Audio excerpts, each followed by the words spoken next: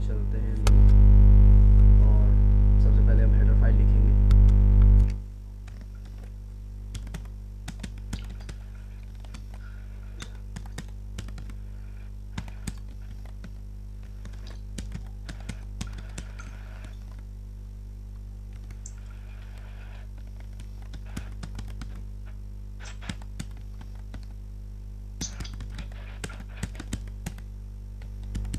आ गया वो एडमिन और हमने इसको सेव कर दिया सपोज लूप डॉट सी के नाम से। ओवरराइट कर देते हैं, पुराना भी हमारे पास प्रोग्राम था। तो मैंने बताया था कि हम एक वेरिएबल बना सकते हैं यहाँ पर, ठीक है। यहाँ से स्टार्ट कर सकते हैं और यहाँ पे CR कर देंगे स्क्रीन के लिए। और फॉर लूप का जो आज हमने लास्ट वाले जो क्लास में देखा था वो टेबल बनाना देखा था कि फॉर लूप का यूज़ करके टेबल कैसे बना सकते हैं, ठीक है। Yes sir. अब आगे प्रोसीड करेंगे उसके। अब फॉर लूप में हम और आगे की चीज़ें देखेंगे, जैसे कि अगर सपोज मुझे फैक्टोरियल निकालना हो किसी नंबर का, ठीक है। तो फैक्टोरियल का मतलब क्या होता है पहले हम बता देते हैं। फैक्टोरियल का मतलब ये होता है 5 का अगर फैक्टोरियल निकालना है तो 5 इंटू 4 इंटू 3 इंटू 2 इंटू 1, ठीक है। तो 1 तक मल्टीप्लाई करते हैं। किसी भी नंबर का फैक्टोरियल निकालेंगे, सपोज 3 का निकालेंगे तो 3 इंटू 2 इंटू 1 होता है, ठीक है। इंटू 1। तो 1 तक लास्ट मल्टीप्लाई करते हुए जाते हैं, जब 1 आ जाता है तो रुक जाते हैं, ठीक है। फैक्टोरियल निकालने के लिए एक तो यूज़र से हमको नंबर चाहिए होगा, तो सबसे पहले हम क्या करेंगे कि यहाँ पर प्रिंटफ करा के यूज़र से नंबर इनपुट करवा लेंगे। हाँ, पहले यूज़र से नंबर इनपुट करवा लेंगे, कहेंगे एंटर द नंबर, ठीक है। फिर यूज़र क्या करेगा, नंबर डालेगा। तो स्कैनफ में इनपुट ले लेंगे, सपोज यहाँ पर इसको n कर लेते हैं, कुछ भी ले सकते हैं, कोई भी नाम का वेरिएबल हो सकता है। सर उस बार हम करके भेजे थे तो सर एरर बता रहा था, n की जगह s लिखे थे तो s नहीं, कहाँ पे लिख दिया था s? वो जो सर आपको भेजे थे हम प्रोग्रामिंग करके, हाँ हाँ, n की जगह s लिख दिए थे, तो वो टेबल जो नहीं आ रहा था एरर बता रहा था। हाँ, तो वो वेरिएबल डिक्लेयर, s की जगह n करके, हाँ, तो वो क्या हुआ होगा ना, जो वेरिएबल तुमने ले लिया होगा वो वेरिएबल डिक्लेयर्ड नहीं होगा, नाम कुछ और डिक्लेयर्ड होगा, यूज तुमने कुछ और किया होगा, इसलिए एरर दे रहा होगा, ठीक है।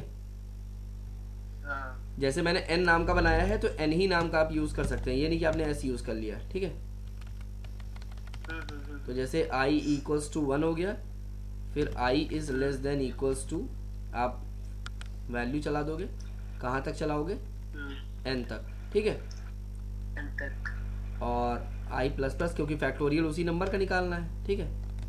Yes sir. तो तुम चाहे आगे से चलाओ चाहे पीछे साइड से चलाओ, हमारा मकसद मेन वही है कि अगर 5 का फैक्टोरियल निकालना है तो 5 इंटू 4 इंटू 3 इंटू 2 इंटू 1 होना चाहिए, ठीक है।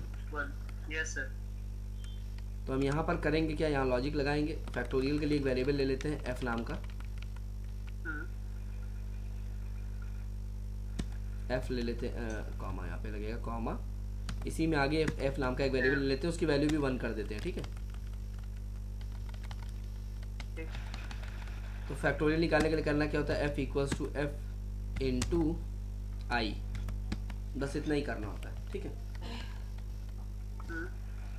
क्योंकि हम कर क्या रहे हैं, जो नंबर उठा रहे हैं उसको मल्टीप्लाई करके वापस उसी में स्टोर करेंगे।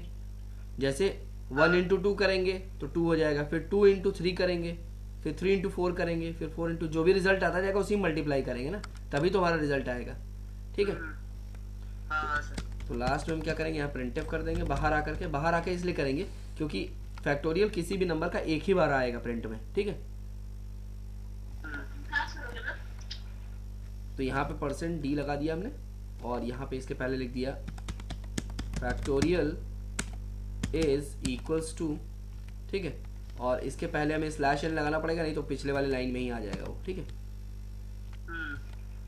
और कॉमा करके यहाँ पे आ जाएगा f, डिस्प्ले हो जाएगा, ठीक। और यहाँ लास्ट में हो जाएगा गेट ch, F2 प्रेस करोगे तो सेव होता जाएगा, यस कर दो, सेव हो जाएगा, ठीक। इसके बाद यहाँ कंपाइल पे जाओगे, यहाँ कंपाइल पे क्लिक करोगे, कंपाइल हो जाएगा।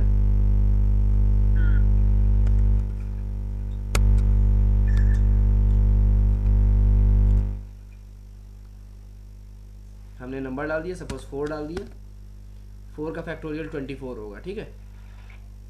तो ये हम करके देख लेते हैं कि जो हम बोल रहे हैं हमारा प्रोग्राम सही चल रहा है कि नहीं। तो हम क्या करते हैं, एक बार बाहर आते हैं इसके और सिस्टम से कैलकुलेटर ओपन कर लेते हैं कंप्यूटर से। 24 सही 4 3 12 सर 2 2 जा 2 24। हाँ, तो यहाँ लाइव करके देख लेते हैं ताकि समझ में आ जाए हमें। हाँ तो जैसे हमने 4 उठाया पहले, हाँ 4 मल्टीप्लाइड बाय 4 इंटू 3 3 12 आ गया। 12 12 इंटू 2 24 12 इंटू 24 into 1 12 इंटू 2 होगा ना।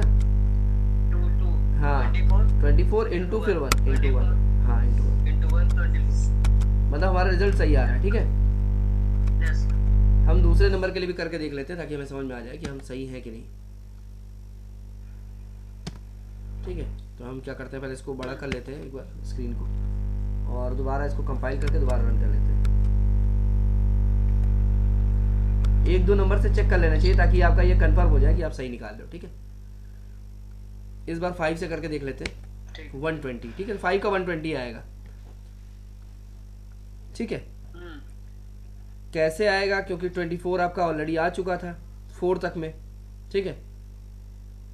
अब उसमें अगर आप मल्टीप्लाई कर दोगे 5 को तो वो रिजल्ट आपका आ जाएगा, यही 120 आ जाएगा। हाँ, क्लियर। यस सर तो इसका मतलब आपका प्रोग्राम ये सही चल रहा है, ठीक है। क्लियर, ये समझ में आ गया ना ये कैसे काम कर रहा है। यस सर तो इस प्रोग्राम को मैं तुम्हें भेज देता हूँ एक बार, उसके बाद फिर मैं इसको हटा करके दूसरा प्रोग्राम बनाऊंगा। तो मैं फॉर लूप के अलग अलग प्रोग्राम्स तुम्हें दिखा रहा हूँ ताकि तुम्हें ये समझ में आ जाए कि फॉर लूप कहाँ कहाँ हर जगह यूज़ किया जा सकता है, ठीक है, एक तरीके से। ठीक है सर। तो ये वेरिएशन है ताकि आपको ये पता हो कि फॉर लूप हम कहाँ कहाँ यूज़ कर सकते हैं। तो ऑलमोस्ट हर जगह लगभग यूज़ कर सकते हैं, जैसे लूपिंग में कर रहे थे। और लूपिंग के साथ साथ ये भी लूपिंग का प्रोग्राम है, लेकिन यहाँ पर हमने जैसे एक मैथमेटिकल कैलकुलेशन चीज़ मतलब निकालना देखा फार्मूला के बेस पे, दैट इज़ फैक्टोरियल। फैक्टोरियल निकालना हमने सीख लिया। अब हम देखेंगे थोड़ा तीसरे तरीके का प्रोग्राम जिसको हम कहते हैं पैटर्न प्रोग्राम, ठीक है। तो इसको हम हटा देते हैं, एन को रहने देते हैं, और ये जो हमारा प्रोग्राम है यहाँ हम लिख देते हैं कमेंट लगा करके, this is a pattern program, this is अ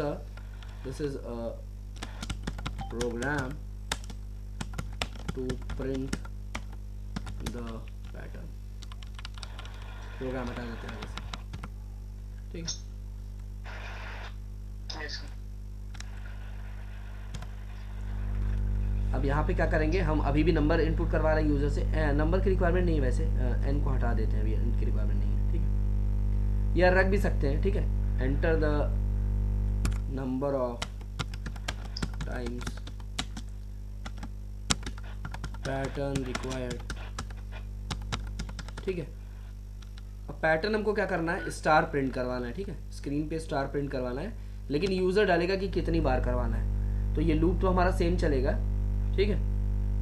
लेकिन अब इस लूप में हमें करना क्या है, हमको प्रिंट क्या करवाना है, पैटर्न, ठीक है। तो प्रिंट करवाने के लिए, पैटर्न प्रिंट करवाने के लिए आपको 2 चीज़ें चाहिए। एक तो पैटर्न एक लाइन में, जैसे मैंने मानो तुम्हारे पहले लाइन में 1 स्टार आया, दूसरी लाइन में 2 स्टार आएगा, तीसरी लाइन में 3 स्टार आएगा, ठीक है।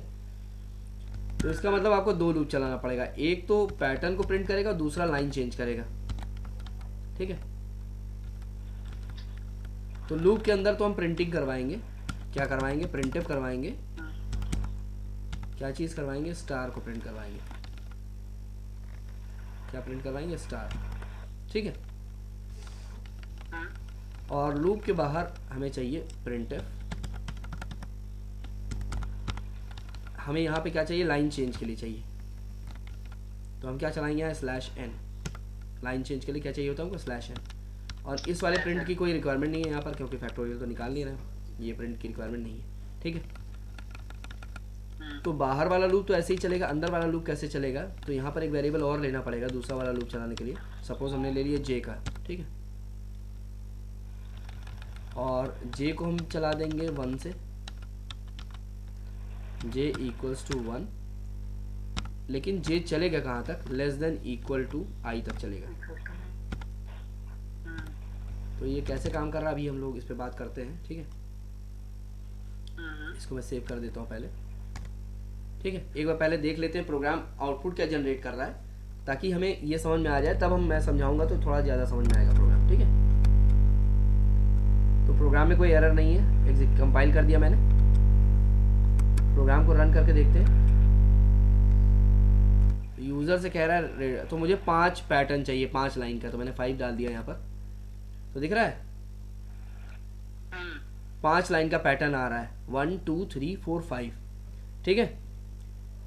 तो जो स्टार आ रहा है वो अंदर वाले लूप से आ रहा है और बाहर वाले लूप से सिर्फ लाइन चेंज किया जा रहा है, ठीक है।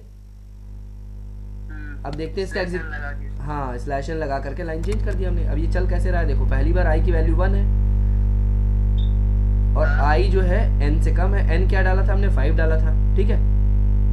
n इनपुट क्या किया था हमने, अगर मैं एक बार पीछे वाली स्क्रीन दिखाऊं तो ये देखो n की वैल्यू मैंने 5 डाली है, ये दिख रहा है 5 डाला था, ठीक है। तो मतलब 1 जो है 5 से कम है, सही है कंडीशन, कंट्रोल अंदर आ जाएगा। अब j की वैल्यू क्या हो जाएगी 1, ठीक। j की वैल्यू यहाँ पे 1 हो गई ना, ये देखो j की वैल्यू 1